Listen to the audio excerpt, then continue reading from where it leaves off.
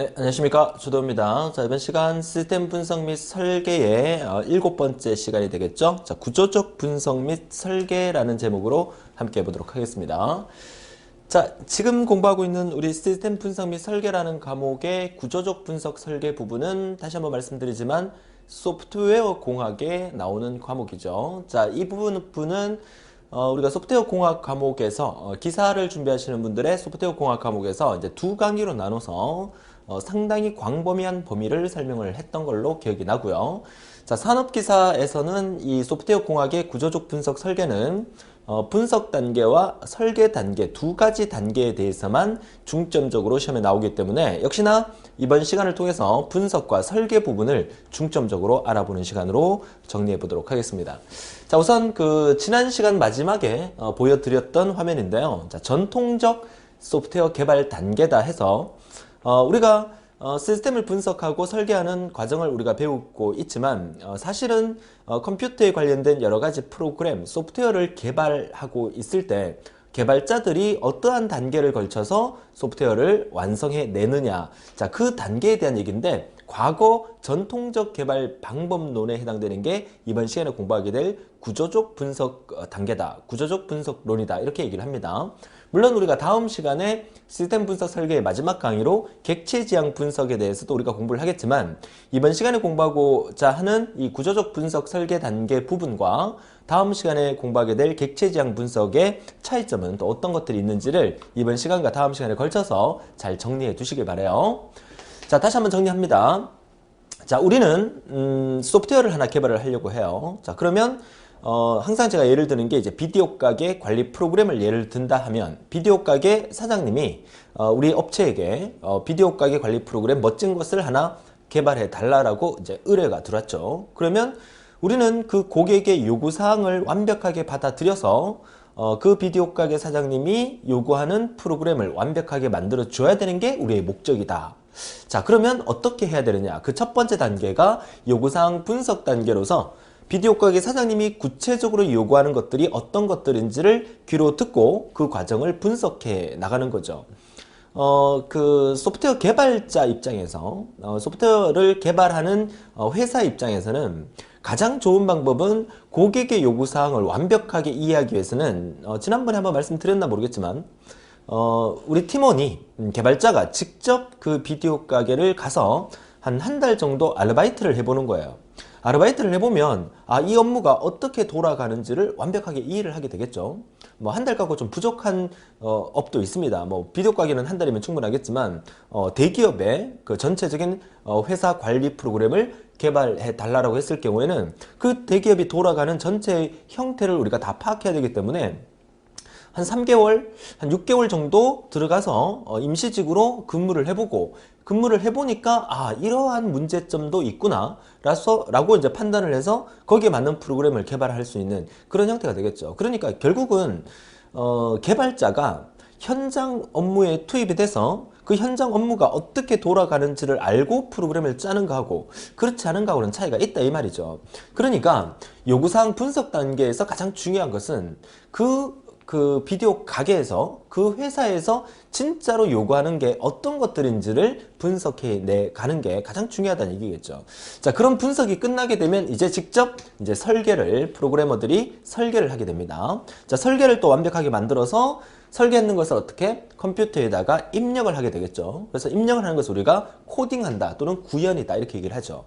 자, 컴퓨터에 입력을 하고 구현을 합니다. 구현을 했으면 이제 잘 돌아가는지를 테스트를 해봐야 되겠죠. 그죠? 자, 테스트를 했을 때 결과물이 어느 정도 잘 돌아간다. 그러면 이제 고객에게 그 소프트웨어를 납품을 하고 그러면 비디오 가게 사장님이 써보겠죠. 막 써보다가 이건 문제점이 좀 있어. 이건 좀 에러가 좀 많네. 이런 얘기를 개발자에게 해주게 되면 개발자는 그때부터 고객이 만족할 때까지 AS를 다시 말해서 유지 보수를 계속해서 해 나가는 단계. 자, 이 단계 다섯 가지 단계를 우리가 전통적 소프트웨어 개발 방법론이다 이렇게 얘기를 하고, 다른 말로 구조적 분석 및 설계론이다 이렇게 얘기를 합니다. 자, 그래서 실제로 컴퓨터에 입력하고 테스트하고 유지보수하는 것은, 유지보수에 대한 개념, 또 시험 테스트에 대한 개념, 구현에 대한 개념은 용어로서 우리가 앞에 시간에 배워오면서 다 정리를 했던 부분이고요. 구조적 소프트웨어 개발, 그러니까 전통적 소프트웨어 개발 단계의 이번 시간에 분석 단계와 설계 단계 위주로 집중적으로 한번 알아보도록 하겠습니다. 이번 시간이 좀 빡빡하게 진행될 수 있을 것 같아요. 미리 말씀드리지만 좀 시간이 길어질 수 있을 것 같아요. 물론 여러분들이 강의 듣기 전에 이 강의가 몇 분짜리 강의인지를 체크해 볼 수 있겠지만, 아무튼 저는 이제 시작하는 입장이기 때문에 얼마나 길어질지 예측을 못하고 있습니다. 지금 한번 열심히 한번 달려보도록 하죠. 자, 그럼 첫 번째 화면을 통해서 구조적 분석의 개요부터 알아보도록 하겠습니다. 자, 구조적 분석이 뭐냐? 도형 중심의 분석형 도구와 또 분석 절차를 이용해서 사용자의 요구사항을 파악하고 문서화하는 체계적인 분석 기법이다. 결국 전통적 개발 방법론에서 구조적의 분석이라는 개념은 고객의 요구사항을 받아들여서 그 고객의 요구사항을 완벽하게 분석한다는 게 그 정의가 되겠다는 얘기죠. 그러면 그 고객의 요구사항을 분석할 때 어떠한 절차를 이용을 해서 분석을 하느냐, 어떠한 도구를 이용해서 분석을 하느냐 부분이, 이 구조적 분석 도구에는 DFD라는 데이터 플로우 다이어그램, 다시 말해서 자료 흐름도가 필요할 거고요. 이 데이터 플로우 다이어그램이라고 해서 플로우 차트 얘기하는 건데, 여러분들이 필기 합격하시고 실기 공부하실 때 어플리케이션 개발 및 설계라는 과목에 이제 알고리즘 형태로 플로우 차트를 앞으로 많이 보게 되실 겁니다. 자, DFD, 그리고 데이터 딕셔너리의 약자죠. 자료 사전, 그리고 미니스펙이라고 합니다. 소단위 명세서, 그리고 개체 관계도, 요 ERD라고 하는 것은 개체 관계도라고 해서 우리가 데이터베이스 시간에 피터 첸이 만든 ER 다이어그램을 얘기하는 거예요. 자, 그 부분과 그리고 상태 전이도, 이런 것들이 이제 구조적 분석 단계에서 활용하는 도구에 속하는 것들이에요. 이런 것들이 우리가 구체적으로 시험에 나오니까 아래쪽에 이제 3번 단원부터 구조적 분석 도구의 자료 흐름도가 어떤 건지 이제 구체적으로 하나씩 배우게 됩니다. 그죠? 자, 그러면 이런 구조적 분석을 하게 되면 어떤 효과가 있느냐? 자, 시험 문제에서 한 서너 번 정도 나왔던 걸로 보이는데, 자, 구조적 분석의 효과는 그 첫 번째가 시스템을 분할하여 분석할 수 있다. 모듈 단위로 쪼개서 분석할 수 있다. 이 말이고요. 자, 도형 중심의 문서와 도구를 사용함으로써 분석자와 사용자 간의 의사소통이 용이하다. 그러니까 텍스트화된 걸로 분석하는 게 아니라 도형을 그려가면서 좀 입체적으로, 입체적? 그죠? 조금 더 자세하게 보여주는 형태이기 때문에 좀 더 이제 쉽게 이해할 수 있다는 얘기고, 역시나 전체 시스템을 일관성 있게 이해할 수 있다는 얘기고, 시스템 분석 시 사용자의 참여 기회가 확대될 수 있다는 거죠. 사용자, 그러니까 개발을 한 당시에 비디오 가게 사장님이 직접 참여해서 이거는 이렇게 해주세요, 이건 저렇게 해주세요 라고 참여를 할 수 있다는 그런 의미가 되겠고요. 시스템을 하향식으로 세분화함으로 분석의 중복성도 배제할 수 있다. 이런 것들이 효과고 특징이라고 볼 수가 있겠어요. 한번 쭉 읽어보시면서 정리해 둘 수 있도록 합니다. 자, 그러면 이제 본격적으로 이제 시험에 나오는 얘기를 해야 되는데, 시험에 이 부분들이 이제 중점적으로 나오게 되죠. 구조적 분석 도구의 그 첫 번째가 데이터 플로우 다이어그램이라고 해서 그 자료 흐름도라고 얘기를 합니다. 자, 시스템의 처리 과정을 자료 흐름에 중점을 두어 기술하는 방법이고, 그림을 통해서 표현을 하게 되는데 자료 흐름 그래프 또는 버블 차트라고도 합니다. 하향식 분할의 원리를 적용하고 도형 중심으로 표현하고요. 구조적 분석력 문서와 도구로도 활용이 됩니다. 뭐가? DFD가. 그럼 이 DFD에서 사용되는 도형의 종류가 어떤 것들이 있느냐? 이게 우리 정보처리 산업기사에서 무조건 나옵니다. 무조건 나온다고 얘기를 드립니다. 자, 다섯 번째인데 여러분 교재 맨 밑에 쪽이죠? 저는 다음 페이지 보도록 할게요. 자, 다섯 번째 이 자료 흐름도의 이제 종류에 대한 이 그림입니다. 역시 기사를 준비하시는 분들은 소프트웨어 공학 과목에서 제가 이거를 설명을 그대로 드렸고, 똑같은 그림입니다. 자, 프로세스, 어떤 처리를 얘기하는 거죠. 그죠? 처리 과정을 얘기할 때는 이렇게 동그라미를 그려서 프로세스 이름이 예를 들어서 비디오 가게 관리 프로그램 중에서 연체에 관련된 그 처리 과정을 만들겠다 하면 동그라미 이렇게 딱 그려놓고 연체라고 적어 놓는다는 얘기죠. 그죠? 그래서 동그라미가 나오면 뭘 의미하는 거다? 프로세스를 의미하는 거다. 자, 두 번째, 자료의 흐름을 나타낼 때는 화살표로 표현한다. 뭐 이거는 흐름을 나타내는 거니까 뭐 따로 안 외워도 딱 보면 아시겠죠.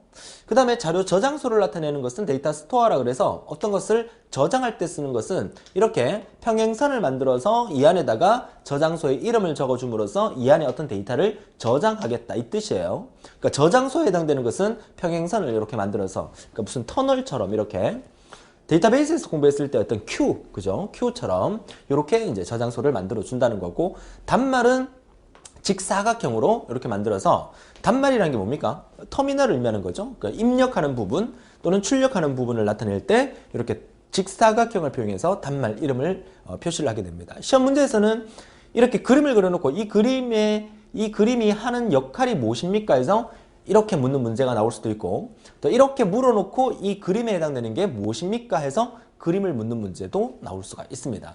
자, 여러분에게 좀 헷갈려 하면 안 되는 거 하나를 말씀을 드리면, 우리가 데이터베이스 시간에 피터 첸의 ER 다이어그램을 배웠죠. 그 피터 첸의 ER 다이어그램하고 이거하고 약간 다릅니다.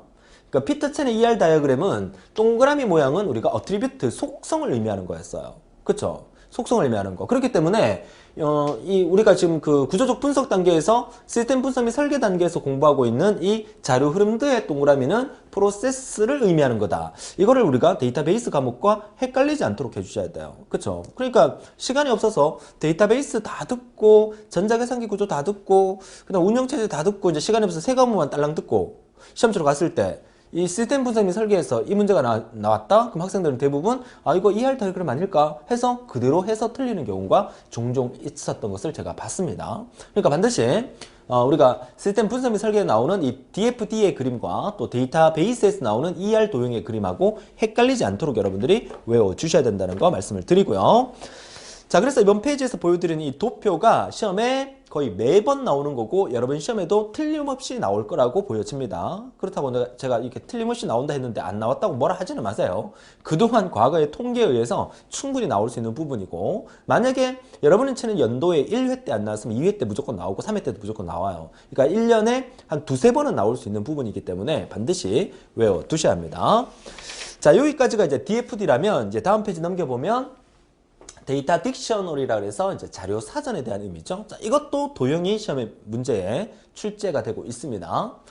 자, 데이터 딕셔너리가 뭐냐? 자, 시스템과 관련된 모든 자료의 명세와 자료 속성을 파악할 수 있도록 조직화된 도구고요. 자, 데이터 딕셔너리도 역시나 시험 문제 나올 때 뭐로 나오냐면 역시나 그림이 출제가 됩니다. 그림이. 자, 그림은 어떤 그림이냐면 이제 이퀄이라는 그림, 자료를 정의한다는 의미. 그리고 플러스는 연결한다는 의미. 두 개를, 그러니까 A 플러스 B 하면 A와 B를 연결한다 이 뜻이죠. 그 다음에 그냥 보통 괄호는 생략할 때 쓰는 거고요. 그 다음에 대괄호를 만들어 주는데 대괄호 안에 이렇게 이제 그 파이프라인이라고 보통 얘기를 하는데 이제 막대기 하나가 있어요. 그죠? 그 막대기가 있으면 좌우측 중에 하나를 선택할 수 있는 자료 선택을 나타내는 거고요. 그 다음에 중괄호는 자료의 반복을 나타내는 거고, 별표 두 개는 프로그램 실행과 상관없이 단지 프로그램을 설명할 때 쓰는 단어다. 이렇게 의미를 이해를 하시면 되겠습니다. 자, 좋아요. 그러면 여기 있는 내용을 우리가 다 외워주는데 실제로 여러분들 알아야 될 거는 문제에서 이렇게 한번 출제가 된 적이 있습니다. 이 문제를 같이 한번 보도록 하죠. 보세요. 고객 명세는 고객의 성명, 번호, 주소로 구성되어 있다. 자, 이 말은 무슨 의미냐면 자, 이렇게 돼 있는 거야. 그죠? 자, 여기다 다시 한번 적어볼까요? 고객 명세 이렇게 해놓고요. 그 다음에 이꼴 이렇게 만들어요. 이꼴 만들고 그 다음에 고객 성명 이렇게 만들어 두면 이 말의 의미가 고객 명세와 고객 성명이 같다라는 뜻이 아니라 이 이꼴의 의미가 뭐라 그랬어요? 자료를 정의한다고 했었죠. 그러니까 고객 성명을 고객 명세로 정의하겠다 이 뜻이라는 거예요. 그러니까 여기 보시면 고객 명세는 이퀄이에요. 뭘? 여기 있는 전체를 고객 명세로 정의하겠다. 이 뜻으로 읽으셔야 된다는 거예요. 근데 이 안에 내용을 보니까 플러스가 하나 있죠. 플러스가 있다는 것은 연결을 의미한다는 의미로 설명을 드렸어요. 그러면 앞에 있는 얘네와 뒤에 있는 고객 주소를 서로 어떻게 하겠다? 연결하겠다.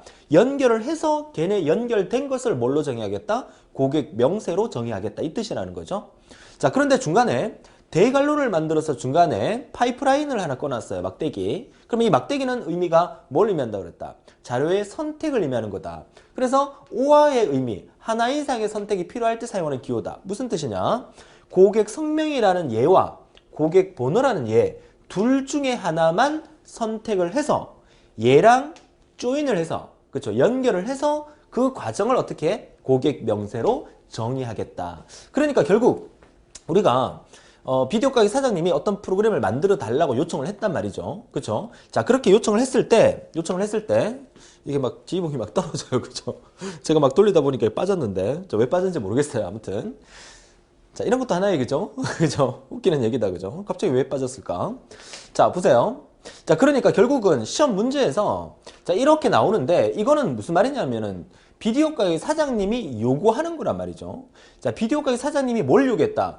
고객 명세는 고객 성명, 고객 번호, 고객 주소로 구성되도록 해주시고요. 그 다음에 고객 성명과 고객 번호는 둘 중 하나만 선택이 가능하도록 해주세요. 그 말을 받아 적을 때 프로그래머가 네 알겠습니다 그렇게 해드릴게요 하면서 막 이렇게 말로서 이렇게 적는 게 아니라, 그쵸? 우리는 이 데이터 딕셔너리라는 기호를 프로그래머들은 다 알고 있겠죠. 그러니까 받아 적을 때 이렇게 받아 적는 거예요. 그러면 사무실로 돌아와서 이 과정을 그 누구의 프로그래머가 보더라도 이 말이 이 말이구나 라고 알 수 있게끔 되는 거죠. 그러니까 실제로 시스템을 분석하는 사람이라면 이 용어는, 이 기호는 알고 있어야만 빨리빨리 받아 적을 수가 있겠죠. 그쵸? 그 교회 다니시는 분들 보면 이제 가끔 보면 참 신기한 부분들을 제가 많이 봐요. 그러니까 교회 가서 이제 예배를 볼 때 그 목사님이 막 이렇게 그 설교를 해주시잖아요. 설교를 해주시는데 그 노트에다가 설교하는 걸 다 이렇게 받아 적으시더라고. 근데 그 목사님 말이 되게 빠른데 그걸 어떻게 다 받아 적을까 해서 이제 곰곰이 이렇게 보니까 자기만의 어떤 여러 가지 약어를 쓰더라고요. 예를 들어서 뭐 그 목사님이 그 사람이 뭐 하나님을 어쩌고저쩌고 이렇게 얘기하면 뭐 사람 인자를 이렇게 딱 쓰고 하나님은 가스 약자를 지를 쓰고 막 이렇게 적어 나가는 거야. 이게 뭐예요? 이게 역시나 그 목사님이 하는 말을 받아들일 때 어떤 자기만의 약오로 만들어 준다는 거죠. 이것도 역시 마찬가지라는 거죠.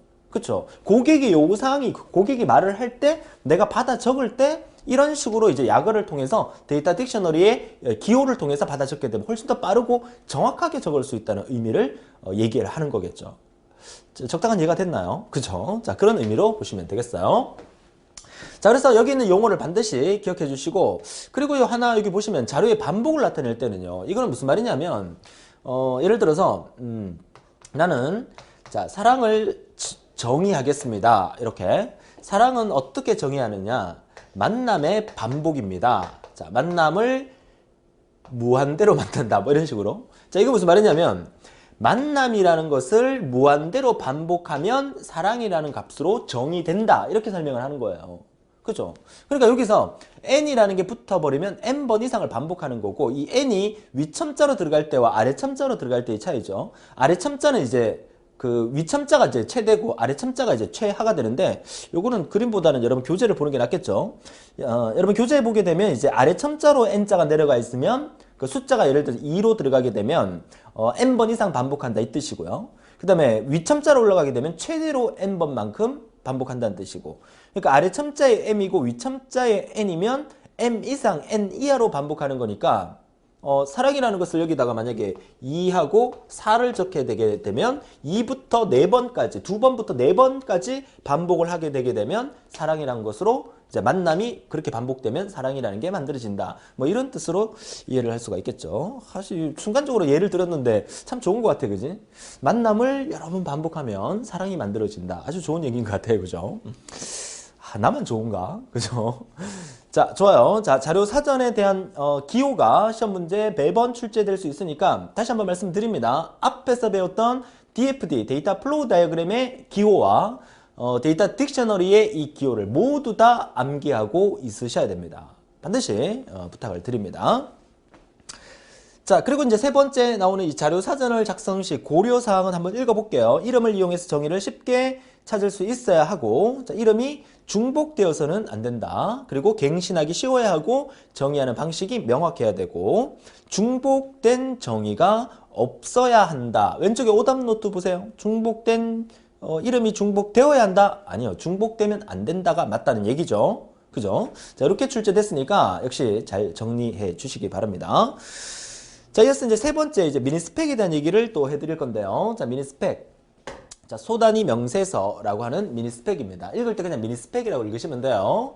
자, 자료 흐름도상의 최하위 처리 절차를 상세하게 기술하는 도구다. 미니니까, 그죠? 작은 거니까 최하위라는 의미로 이해하시면 되겠고, 그죠? 상세하게 기술한다는 의미가 스펙이라는 말로 이해를 하시면 되겠죠. 자, 프로세스 명세서라고도 하고요. 구조적 언어로 자료의 흐름의 최소 단위를 명세한 것. 그래서 명세서를 의미하는 거죠. 디테일하게 자세하게 그 내용이 나와 있는 부분이니까. 자, 이 그 미니 스펙은 또 이렇게 세 가지로 기술을 합니다. 첫 번째가 구조적 언어, 그리고 의사결정 테이블, 그리고 의사결정도. 자, 시험 문제에서는 역시나 미니 스펙의 종류에 속하는 게 아닌 것은에서 나온 적이 있고요. 또 구체적으로 묻는 문제도 나온 적이 있었지만 구조적 언어라는 의미가 역시 자연어 형식의 언어라는 얘기와 그리고 제한된 구조를 사용하여 작성한다는 말로서 여러분들이 구조적이라는 말을 찾아주시면 되고요. 자, 의사결정 테이블도 역시나 의사결정표에 의해서 어쩌고저쩌고 라는 말이 나오게 되면 의사결정 테이블이다 이렇게 보시면 되고, 자, 의사결정도 역시나 의사결정도는 의사결정표를 옆으로 돌리고 예 아니요를 수평적 분기로 나타낸 것이다. 그러니까 이게 성격 찾기? 옛날에 그 신문에서 많이 봤던데, 그죠? 그러니까 어떻게 들어가면 yes 아니면 no를 해서 yes로 가면 또 어떤 질문이 나오고 그 질문에서 또 yes 아니면 no로 나오고 이런 식으로 이제 만들어주는 것을 우리가 의사결정도다. 뭐 이런 식으로 예를 들면 되겠죠. 뭐 시험에 많이 나오는 얘기는 아니니까 세 가지가 있다 정도 봐두시고 소단위 명세서의 정의만 정확하게 여러분들이 정리를 해주시면 되겠습니다. 자, 여기서 마지막으로 이제 상태 전이도 STD인데 이것도 시험에 많이 나온 적은 없어요. 한 번 정도만 읽어보세요. 그러니까 시스템에 어떤 일이 발생할 경우에 시스템의 상태와 상태의 변화를 모델링한 것이니까 말 속에 이제 이 상태, 스테이트라는 말이 계속해서 나오고 있기 때문에 답을 찾는 데는 큰 어려움이 없을 거라고 보여집니다. 자, 좋아요. 이렇게 해서 우리가 구조적 분석에 대한 얘기를 나눠봤습니다. 자, 우리가 지금 공부하고 있는 내용은 뭡니까? 구조적 분석 단계와 설계 단계에 대해서 우리가 공부를 하고 있죠. 그 중에서 분석 단계를 정리를 해봤고요. 구조적 분석 단계에서 가장 중요한 것은 앞 페이지에서 우리가 봤던, 자, 페이지 볼까요? 봤던 이 자료 사전과 그리고 데이터 흐름도, DFD, 이 부분에 대해서 기호를 묻는 문제가 시험에 매번 등장하고 있으니까 두 페이지에 걸쳐서 기호를 반드시 외워달라는 거 부탁을 드리고 이제 본격적으로 설계 단계로 들어가 보도록 하죠. 자, 분석 단계가 끝났습니다. 분석 단계가 끝났다는 얘기는 비디오 가게 사장님이 요구하는 것을 우리가 현장에 나가서 얘기를 듣고 모두 분석이 끝났단 말이죠. 이제 분석 과정을 사무실로 들고 와서 고객이 요구한 거를 상상하면서 설계 단계로 들어가게 됩니다. 자, 설계는 사용자 요구사항과 시스템의 제약사항을 토대로 시스템의 목적을 달성하기 위한 최적의 해결 방안을 찾도록 하는 체계화된 기법, 설계 방법이다. 이런 얘기를 하고 있고요. 자, 최상위 단계로부터 하위 단계로 점차 구체화 나가는 역시 하향식 설계 기법을 사용하게 되고, 자, 구조적 설계로 만들어진 시스템은 이해하기가 쉽고요. 그 다음에 수정하기 쉬우며 신뢰성도 높습니다. 자, 마지막 문장. 구조적 설계 기법에 의해 생성된 시스템의 특징은 재사용이 용이하고, 여기 특징이라고 되어 있네, 그죠? 자, 특징은, 자, 재사용이 용이하고 신뢰성이 향상되고 유연성을 제공한다. 자, 요 문장까지. 그래서 구조적 설계의 개념을 묻는 문제가 역시 종종 나올 수 있으니까, 자주 나온 건 아니지만 나올 수 있으니까 정의 알아두시고. 자, 본격적으로 이제 시험에 나오는 얘기는 이제 설계 순서. 제가 말씀드렸죠. 이번 시간에도 이제 수업 뒷부분에서 제가 여러 가지 순서 외우는 거에 대해서 여러 가지 예를 들어드리겠지만, 시스템 분석 및 설계는 어차피 순서를 묻는 문제가 가장 많이 나온다고 말씀드렸죠. 그래서 이 네모 박스 안에 있는 순서는 반드시 여러분들이 또 외워주셔야 됩니다. 자, 구조적 설계 순서는 첫 번째 뭡니까? 그쵸? 구조 도표를 작성하고, 그 다음에 도표를 평가하고, 그 다음에 모듈을 설계하고, 그 다음에 데이터베이스를 설계하고, 그 다음에 패키징을 한다. 자, 요 단계입니다. 자, 눈여겨봐 두시기 바라요. 도표 작성, 그 다음에 도표 평가, 그 다음에 설계를 하는데 모듈 설계를 먼저 하고, 그 다음에 데이터베이스 설계, 그 다음에 패키징으로 넘어갑니다. 자, 구체적인 내용 볼까요? 그쵸? 자, 구조 도표 작성은 뭐다? 도표, 구조적인 어떤 도표를 만드는 거니까 구조적 분석 단계에서 작성된 자료 흐름도를, DFD를 시스템 설계 단계의 산출물인 구조 도표로 만들어서 변환하는 단계다. 그러니까 분석 단계가 끝났기 때문에 분석 단계에서 만들어진 자료를 가지고 이제 설계하는 첫 번째 단계가 되겠죠. 자, 구조도표 작성이 끝났으면 이제 구조도표가 잘 되었는지 평가를 하겠죠. 그래서 구조도표가 잘 되어 있는지를 평가하는 단계가 구조도표 평가고요. 평가가 끝났으면 이제 설계 단계로 들어가게 되죠. 세 번째, 네 번째가 이제 설계 단계인데, 자, 모듈 설계부터 먼저 합니다. 자, 구조도표의 구성 요소인 각 모듈의 내부 사항을 상세하게 기술하는 단계가 모듈 설계고요. 자, 모듈 설계가 끝나면 이제 데이터베이스 설계로 넘어와서 실제적인 데이터베이스를 설계하는 단계다. 자, 비디오 가게 관리 프로그램 같은 경우에도 수많은 고객들이 회원가입을 할 수 있는 상황이고, 수많은 고객들이 회원가입을 한다 그러면 그 많은 데이터베이스를 관리해야 되기 때문에 최종 데이터베이스 설계까지 이루어져야 된다 이 말이죠. 자, 마지막으로 패키징이라는 말은 구조적 설계에 산출된 구조도표를 실제로 구현할 수 있는 작업 단위로 세분화하는 것이다. 작업 단위로 이렇게 꾸러미를 이렇게 만든다. 뭐 이런 의미가 되겠죠. 자, 이 단계를 통해서 우리가 구조적 설계를 본격적으로 하게 된다. 이 얘기입니다. 자, 이번 페이지에서는 시험에 나온 얘기는 별로 없지만, 그죠? 기본 개념을 익혀달라는 얘기로 중요하게 말씀을 드리는 부분이고, 실제적으로 이제 시험에 나오는 부분은 이제 다음 페이지에 바로 이 부분이죠. 자, 설계가 끝나면 뭐합니까? 설계가 끝나면 컴퓨터에 입력을 해야 되죠. 컴퓨터에 입력하는 과정을 우리가 뭐라 부른다? 구현이라 부른다. 구현. 영어로 하게 되면 코딩이라고 부릅니다. 자, 설계 단계에 생성된 구조도표 및 모듈 명세서를 근거로 코딩과 테스트를 하는 단계를 우리가 구현 단계라고 하고요. 자, 그 구현 단계에서 이루어지는 것은 코딩과 테스팅 그리고 디버깅 과정까지 만들어져요. 코딩은 말 그대로 프로그래밍 하는 단계라고 했었죠. 컴퓨터에 직접 입력하는 단계. 테스팅은 오류를 발견하기 위해서 테스트하는 거, 점검하는 거. 디버깅이라고 하는 것은 말씀을 드렸죠. 디버깅이 뭡니까? 오류를 있으면 오류를 수정하는 단계가 디버깅이에요. 그렇죠? 오류의 그 용어를 다른 말로 버그라고 얘기를 하죠. 근데 그 버그를 D하는 거, 버그를 수정하는 과정이다 해서 디버깅이라 이렇게 얘기를 합니다. 디버깅이라는 용어 자체가 단독으로도 시험에 종종 등장을 합니다. 디버깅이라는 용어는 전자계산기 구조에서 나올 수도 있고 운영체제에 나올 수도 있고 데이터베이스에 나올 수도 있고 그 어디 나오더라도 나올 수 있는 게 디버깅이에요. 다 쓰이는 말이니까. 자, 좋습니다. 그리고 이어서 구조적 프로그래밍에서 중요한 부분은 이 세 가지가 상당히 중요하고요. 별표 3개짜리입니다. 여러분 시험에 무조건 나옵니다. 이거는. 그죠? 자, 구조적 프로그래밍의 이 세 가지는 신뢰성 있는 소프트웨어 생산과 코딩의 표준화 등을 위해서 개발된 방법이고 최초로 제창한 사람은 다익스트라는 사람이고요. 프로그램의 신뢰성과 생산성을 기할 수 있는데 기본 구조가 지금 우리가 구현 단계를 보고 있잖아요. 그죠? 구현이라는 것은 우리가 고객의 요구 분석을 받아들여서 설계를 하고 컴퓨터에 입력하는 단계인데 입력은 누가 합니까? 프로그래머가 하게 되겠죠. 그러니까 프로그래머가 그 단계를 입력을 할 때 그 프로그래머는 기본 구조를 저렇게 순차, 반복, 조건 구조를 이용해서 입력을 하게 됩니다. 자, 시험 문제에서 구조적 프로그래밍의 구조에 속하는 게 아닌 것은 1번 순차, 2번 반복, 3번 조건 이렇게 나옵니다. 4번 다른 거 이렇게. 자, 여기서 여러분들이 이 조건을 다른 말로, 그죠? 조건을 다른 말로 선택이라고도 합니다. 선택입니다. 선택. 그래서 시험 문제에서 1번 순차, 2번 반복, 3번 선택, 4번 다른 거 이렇게 나올 수도 있어요. 조건이란 말을 다른 말로 선택이라 합니다. 여러분들이 아마 기본적으로 아마 이 정도는 아마 아실 수 있을 텐데 우리 그 프로그래밍 언어에서 if문이라고 있어요. if문.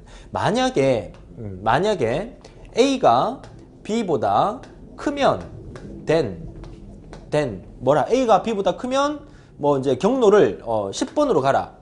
그렇지 않으면 else 뭐 20분으로 가라. 이런 얘기를 만들 수가 있어요. 이게 무슨 말이냐면 이 조건에 의해서 이 조건에 대한 참값을 이렇게 실행을 하고 거짓값을 이렇게 실행하라는 얘기는 이 값과 이 값 둘 중에 하나를 선택하라는 얘기죠. 그러니까 조건문은 선택의 연속이다. 이렇게 얘기할 수가 있는 거잖아. 그러니까 조건이란 말과 선택이란 말은 같은 말입니다. 그죠? 그러니까 시험 문제에서 구조적 프로그래밍의 기본 구조에 속하는 게 아닌 것은 1번 순차, 2번 반복, 3번 선택 이렇게 나올 수도 있고 3번 조건 이렇게 나올 수도 있다는 거죠. 여러분 틀린 답을 찾을 수 있으면 된다고 말씀을 드립니다. 그러니까 이제 오답 쪽지에 보니까 틀린 답으로 뭐가 나왔다? 뭐 입출력 구조라든지 처리 구조라든지 일괄 구조라는 말이 그죠? 오른쪽에 오답 쪽지에 보이시죠? 그러니까 반드시 이거는 여러분 시험에 나온다라고 생각을 하시면 됩니다. 반드시 기억을 해 주세요. 자, 좋아요. 이제 구조적 설계의 도구를 한번 또 알아보도록 하죠. 네 번째 단원이죠.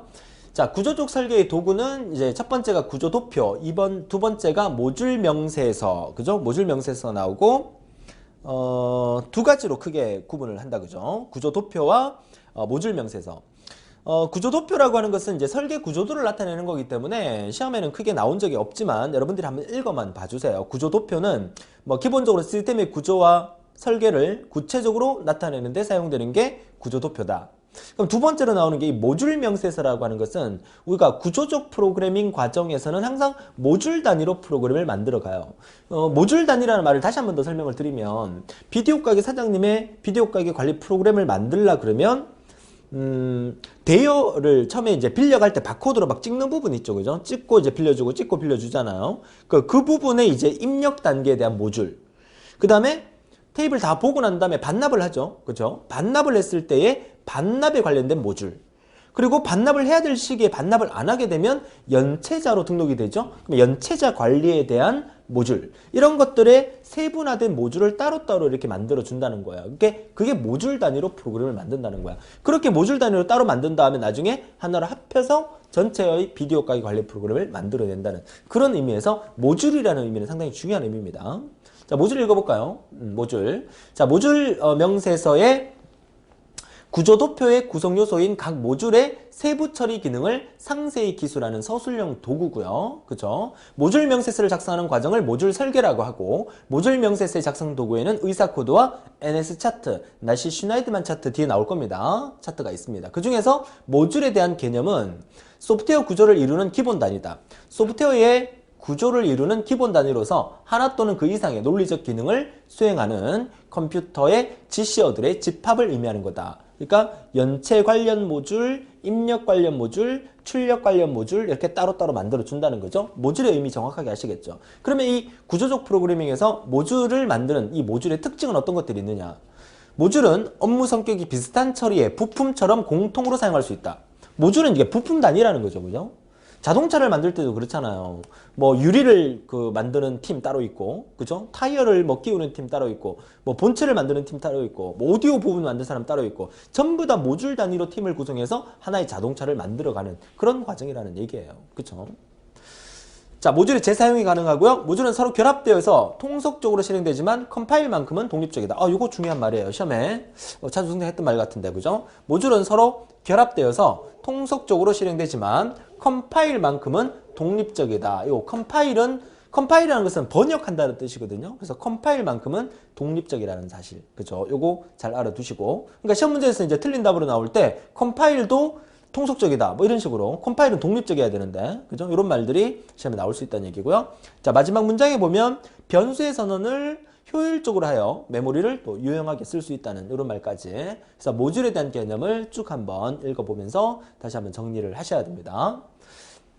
자, 무슨 뜻인지 읽어볼 때 이해가 안 돼도 괜찮아요. 그렇죠? 항상 제가 말씀을 드립니다. 이해가 안 돼도 괜찮아요. 여기 있던 모든 이 문장들이 여러분 시험에 다 나왔던 문장들이고 나중에 우리가 기출문제 풀이할 때 이런 문장들을 한 번 더 보게 되실 거예요. 지금은 우리가 본 강의를 듣고 있는 상황에서 모듈이 뭐더라? 모듈이 프로그램을 만들 때 조그만한 단위들을 의미하는 거구나. 우리는 구조적 프로그래밍에서 조그만한 단위들을 하나로 합쳐서 하나의 큰 프로를 만들어내는 그런 형태의 구조적 프로그래밍을 하고 있구나. 이런 개념을 잡으면서 그냥 수업을 재밌게 들어주시면 돼요. 그죠? 어차피 싸움은 문제풀이 싸움입니다. 그죠?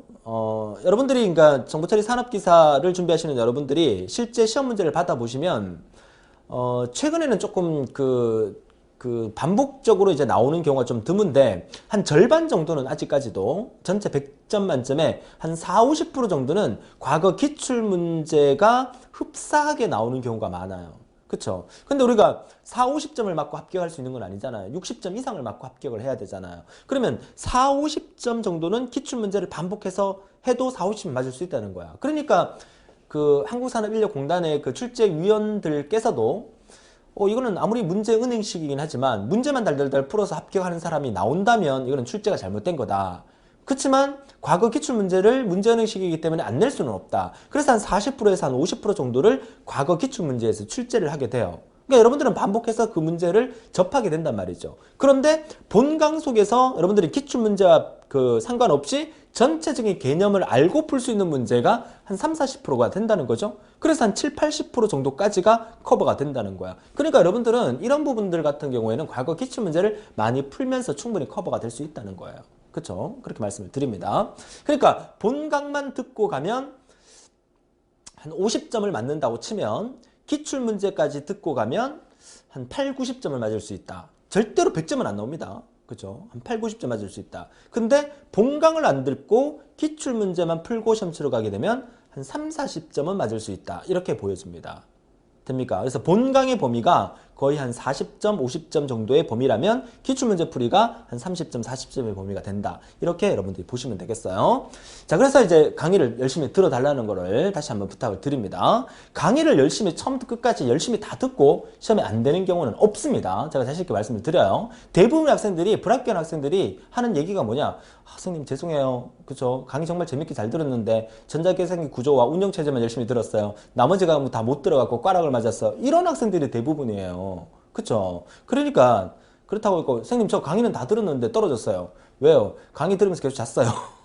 저 그렇게 얘기하면 또 안 되겠죠. 그러니까 집중해서 강의만 1회독을 한다는 목적으로 끝까지 달려와 주시면 충분히 쉽게 합격을 합니다. 그쵸? 떨어지는 사람들이 대부분이 지금 이런 얘기 할 시간 없는데 오늘 그죠?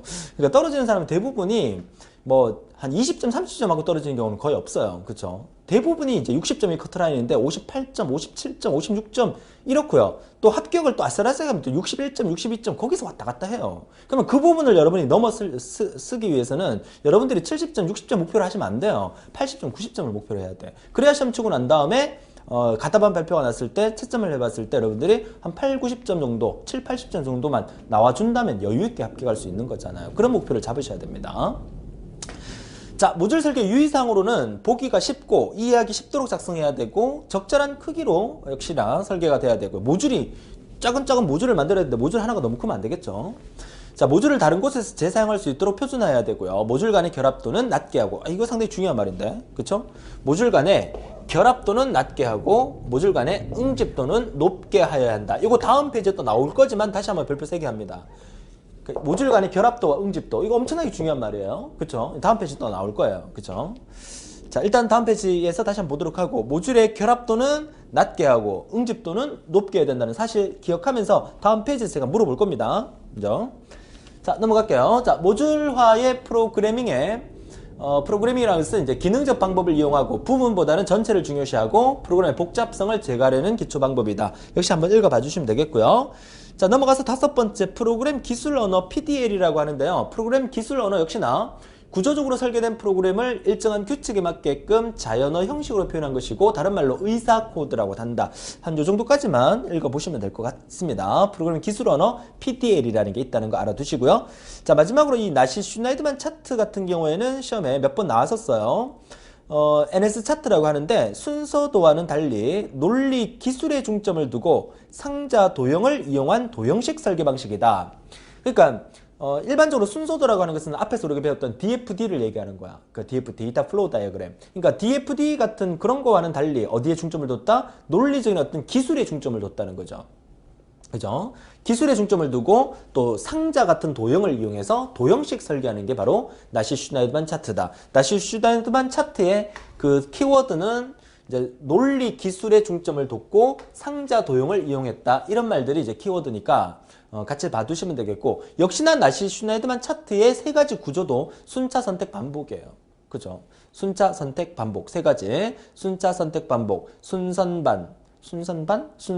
선택 반복 무조건 외우라는 얘기입니다. 아까 앞에 나왔던 얘기랑 똑같은 거잖아요. 그죠? 순차 선택 반복 무조건 외워두셔야 됩니다. 자, 좋습니다. 나시 슈나이드만 차트였고요. 자, 이어서 이제 구조적 설계의 평가 기준인데 여기서 이제 결합도와 응집도에 대한 얘기가 나오죠. 자, 이번 시간에 공부할 내용 중에서 가장 중요한 부분이다라고 말씀을 드립니다. 시험에 100% 나오는 부분이에요. 물론 그 시스템 분석 및 설계라는 이 과목보다는 소프트웨어 공학이라는 과목에서 더 중요한 부분이죠. 그러니까 기사를 준비하시는 분들은 이거 제가 말씀을 드렸을 겁니다. 그죠? 어떻게 쉽게 외우느냐. 자, 결합도와 응집도 얘기할 때는 제가 이 얘기를 드는데요. 제가 오프라인에서 강의를 할 때, 오프라인 강의를 할 때 이제 수백 명 학생들이 이제 앞에 앉아 있습니다. 앉아 있는데 막 열강을 열변을 통해서 이렇게 강의를 하다 보면 꼭 커플씩 앉은 팀들이 있어요. 커플씩. 뭐가 좋다고 그렇게 수업하러까지 와서 커플끼리 와서 이제 수업을 듣는지 모르겠지만, 근데 수업을 한참 하는데 어느 남학생, 여학생 두 명을 이렇게 한참 보니까 열심히 공부를 하고 있는데 남학생은 오른손잡이인 것 같은데 여학생은 왼손잡이인 것 같아. 그래서 뭘 하나 이렇게 봤는데 필기를 열심히 하고 있어요. 근데 남학생은 이렇게 막 열심히 하고 있고 여학생은 왼손으로 막 이렇게 필기를 열심히 하고 있는 거야. 그래서 여학생은 왼손잡이고 남학생은 오른손잡이구나 이렇게 생각을 했는데 이렇게 막 설명하다가 이렇게 내려가서 이렇게 보니까 여학생은 글씨가 엉망인 거야. 왼손을 쓰니까 엉망일 수밖에 없죠. 오른손잡이인데 불구하고 왼손을 쓰는 이유가 뭐겠어요? 여학생이 이렇게 수업하고 남학생이 이렇게 수업하는데 둘이 손을 꼭 잡고 있는 거야 이렇게. 그죠? 수업이 되겠어요. 그죠? 집중이 되겠어요. 자, 그러면 제가 이렇게 예를 듭니다. 자, 남학생이라는 모듈과 자, 여학생이라는 모듈이 있어요. 자, 수업을 열심히 집중해서 들어야 돼요. 그쵸? 두 명의 집중력은, 그쵸? 수업을 해야 되는 집중력은 높여야 됩니다. 그 집중력을 우리가 응집도라고 합니다. 컨센트레이트, 응집도. 결합도는 커플링이죠. 그 결합도는 낮춰야 됩니다. 수업할 때만큼은 둘이 좀 떨어져 있어야 됩니다. 그러니까 결합도는 낮춰야 되고 응집도는 높여야 된다. 이거 얘기하려고 하는 거야. 그쵸? 자, 그래서 자, 결합도에 대한 개념은 두 모듈 간의 상호 의존도를 나타내는 것이다. 두 모듈 간의 의존도. 한 모듈과 다른 모듈 간의 상호 의존도 또는 두 모듈의 사이의 연관 관계를 나타내는 게 결합도다. 커플링이다. 자, 독립적인 모듈이 되기 위해서는 각 모듈 간의 결합도는 약해야 되고, 그죠? 의존하는 모듈이 적어야 된다. 지금 이번 페이지에서 결합도 지금 보고 계시잖아요? 여러분 다음 페이지 넘겨보시면 응집도라고 나와요. 그죠? 응집도. 그러니까 결합도는 낮춰야 되고 응집도는 높여야 된다는 얘기를 지금 하고 있는 거예요. 이 문장이 상당히 중요한 말입니다. 그러면 우리가 모듈 간의 프로그램을 설계할 때 결합도의 종류는 또 어떤 것들이 있느냐. 그 결합도의 종류가 첫 번째가 이제 데이터 결합도, 스탬프 결합도, 제어 결합도, 외부 결합도, 공통 또는 공유 결합도, 그리고 내용 결합도 이렇게 6가지의 결합도가 있어요. 그 각각의 결합도에 대한 설명이 밑으로 쭉 나오는 거예요. 근데 시험 문제에서는요. 이 결합도의 순서를 묻는 문제가 역시 시험에 거의 무조건 나옵니다. 자, 보세요. 자, 순서. 자, 순서를 어떻게 보냐면 첫 번째 데이터 결합도, 스탬프 결합도, 제어 결합도, 외부 결합도, 공통 결합도, 내용 결합도.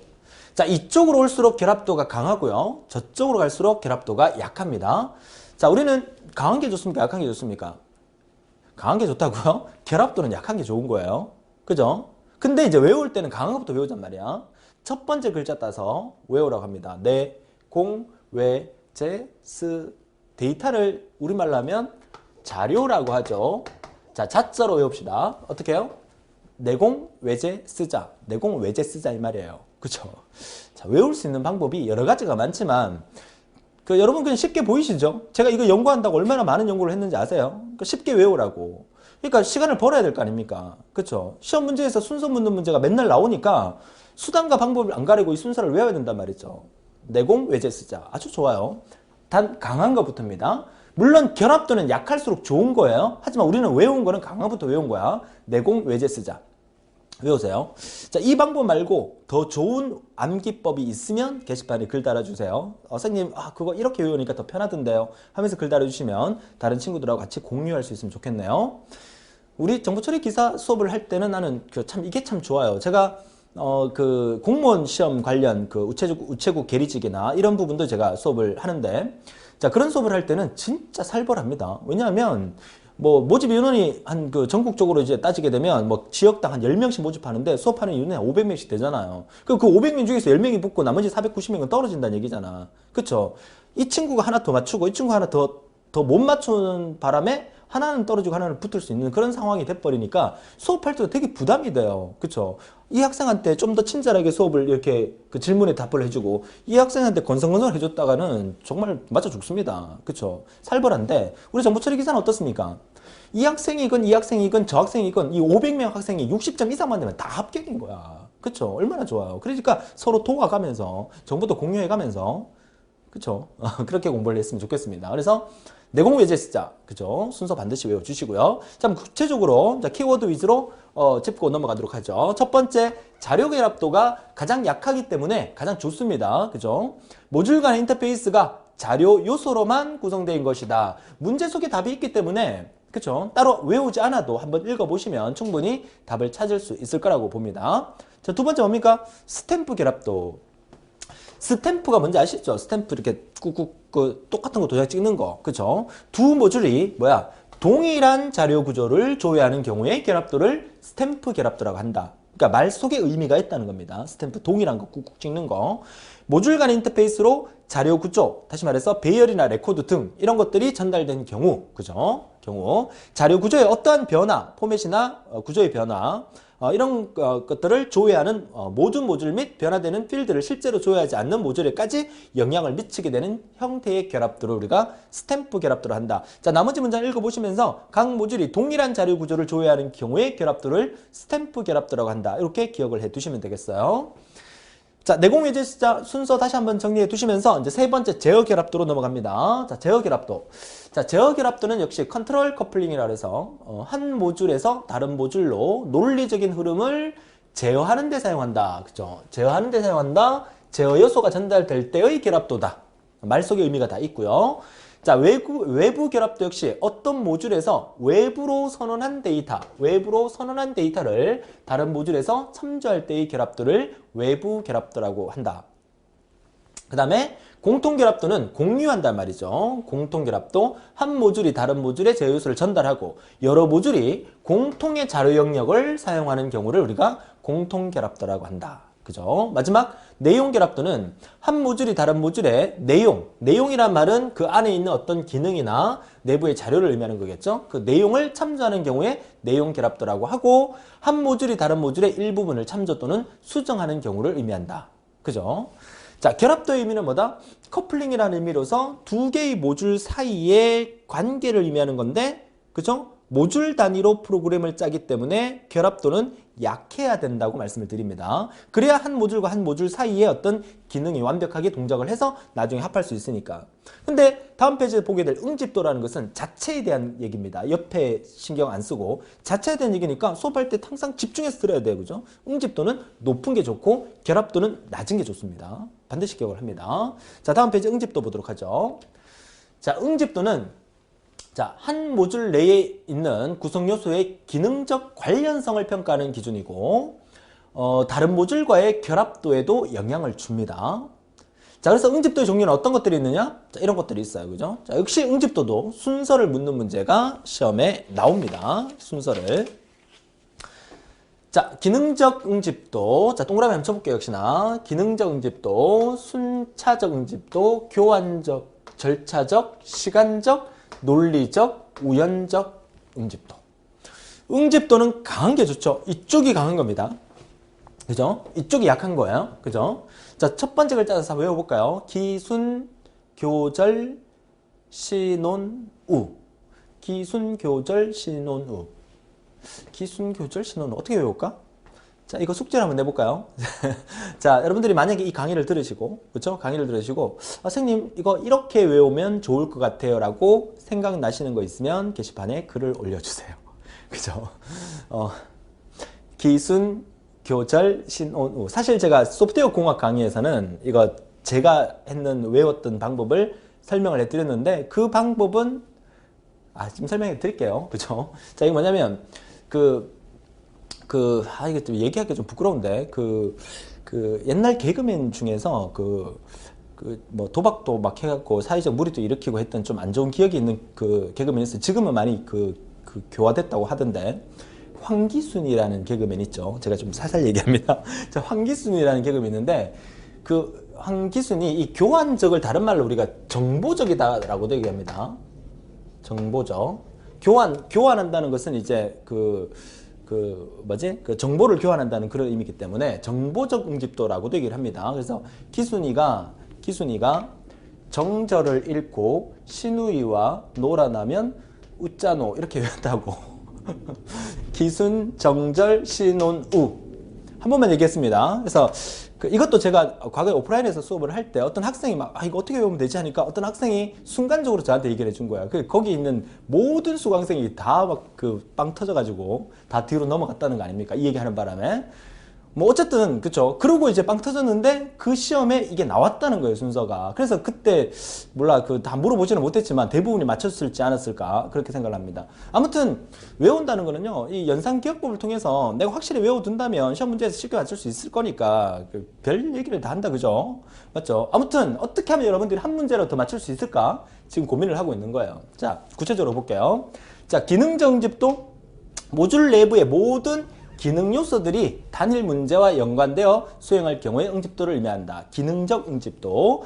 순차적 응집도는 한 모듈 내부의 한 기능 요소에 의한 출력 자료가 다음 기능 요소의 입력 자료를 한다. 이게 뭐냐면 출력된 것이 다시 그 다음에 입력 자료로 어떻게 한다? 순차적으로 넘어간다. 이렇게 기억을 하세요. 그죠? 출력된 것이 또 입력으로. 자, 입력돼서 가공 처리된 출력이 또 입력으로. 그죠? 순차적으로 넘어간다. 자, 교환적이다. 이 통신적이란 말이 아까 정보적이라는 이 뜻이에요. 그죠? 통신적. 그래서, 교환적 응집도가 이제 동일한 입력과 출력을 사용하는 소작업에 모인 모듈에서 볼 수 있다. 그러니까 동일한 입력과 출력을 사용하는 소작업. 이거는 이 말 자체의 의미가 좀 없기 때문에 문장을 좀 읽어봐 달라는 거 부탁을 드리고요. 자, 절차적 응집도라는 것은 역시나 모듈 내부의 요소들이 여러 관련 기능이 있을 경우에 순차적으로 수행한다. 여기서 말하는 이 순차적 때문에 이 말 나왔을 때 이거 찍으면 안 된다는 거예요. 절차적이란 말은 내부의 요소들이 여러 관련 기능이 있을 경우에 순차적으로 관련 기능끼리 이제 순차적으로 이루어진다는 의미가 절차적으로 만들어진다는 이런 뜻이에요. 순차적이 답인 경우에는 출력이 입력으로 가는 게 순차적이에요. 그죠? 요거랑 요거랑 안 헷갈릴 수 있도록 기억을 해주세요. 그죠? 자, 좋아요. 그리고 이어서 시간적 응집도는 특정 시간에 라는 말이기 때문에 요 키워드가 나오니까 뭐 큰 어려움이 없고요. 논리적 응집도는 역시나 유사한 성격을 갖거나 특정 형태로 분류되는 처리 요소들이 하나의 모듈로 형성되는 경우의 응집도다. 유사한 성격을 갖거나 특정 형태로 분류되는 처리 요소, 이런 것들이 전부 다 논리적인 구조로 이루어진다. 이렇게 정리를 하시면 되겠죠. 자, 우연적이라는 것은 관련 없다는 거, 서로 관련이 없다는 것은 우연하다는 의미로 이해를 하시면 되겠죠. 그래서 기순정절 신혼후 기순정절 신혼후 그렇게 반드시 순서를 외워주셔야 된다는 거 다시 한번 말씀을 드립니다. 순서 묻는 문제가 매번 출제가 되고 있습니다. 자, 마지막으로 응집도를 적용할 때 고려사항은 모듈 설계 시 기능적 응집도를 갖게 하는 것이 바람직하다. 왜 기능적 응집도를 갖게 하는 것이 바람직합니까? 그죠? 응집도는 강할수록 좋은 거니까. 그죠? 그러면 결합도는요? 결합도는 약할수록 좋은 거야. 그쵸? 응집도는 강할수록 좋기 때문에 기능적 응집도를 이용하는 게 좋다는 얘기를 마지막에서 하고 있는 겁니다. 자, 모듈을 기능적으로 분해하면 기능적으로는 강해지나 파일 구조의 변화에 쉽게 영향을 받고요. 설계 목표의 상충 발생 시 우선순위 부여는 상황과 조건을 고려하여 설계자가 내려줘야 한다는 거고요. 마지막으로 가장 중요한 문장을 다시 한번 정리를 합니다.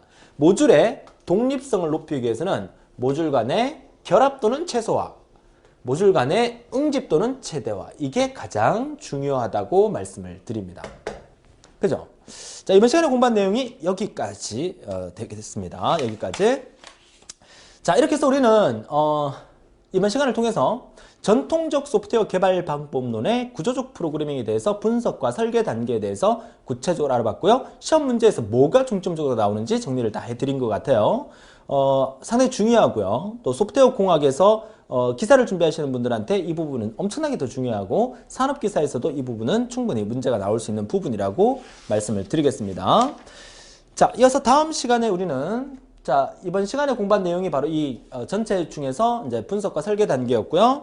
이번 시간에 공부한 분석과 설계 단계 개념 잘 정리하시고 다음 시간에 시스템 분석 및 설계 마지막 강의로서 8강의 객체 지향 분석 및 설계에 대한 얘기를 해드리고 그리고 항상 우리 마지막 강의 에필로그라 해서 전체를 한번 쭉 훑어보는 시간도 다음 시간에 가져보도록 하겠습니다. 자, 어땠습니까? 이번 시간도 재밌지 않았습니까? 그쵸? 제가 오죽하면 이런 얘기를 하면서 수업을 하겠습니까? 그죠? 하나라도 더 맞춰달라고 한 문제 때문에 여러분이 그 울먹울먹 하는 일이 절대로 있으면 안 된다고 말씀을 드리고요. 시험 치는 그날까지 끝까지 최선을 다하는 그런 모습을 보여주시고요. 항상 게시판을 통해서 저랑 커뮤니케이션을 해서 궁금한 사항 질문하고 제가 또 궁금한 사항 아니더라도 또 용기를 드릴 수 있는 이런 말들도 많이 해드릴 수 있어요. 그러니까 근데 좀 이런 거 있죠. 시험 치기 한 하루 전에 선생님 지금까지 강의 한 개도 못 들었는데요. 너무너무 바빠서 못 들었는데 내일 시험 쳐야 되는데 어떡할까요? 포기를 할까요? 다음 시험을 기약을 할까요? 어떡할까요? 그럼 전 뭐라 그러겠어요, 제가? 뭐라고 답변 달겠어요? 참 난감한 그런 답변 달 수 있는 그런 글 말고요. 물론 오직 답답하면 그렇게 생각을 하겠어요. 그런 글이라도 올려달라고 말씀을 드리지만 그래도 조금은 여유를 두고 공부를 하셔서 막판에 그런 일이 없도록 여러분이 해달라는 거 부탁을 드리면서 오늘도 즐거운 하루 되시고 다음 시간에 마지막 강의 더 힘찬 모습으로 뵙도록 하겠습니다. 수고하셨습니다.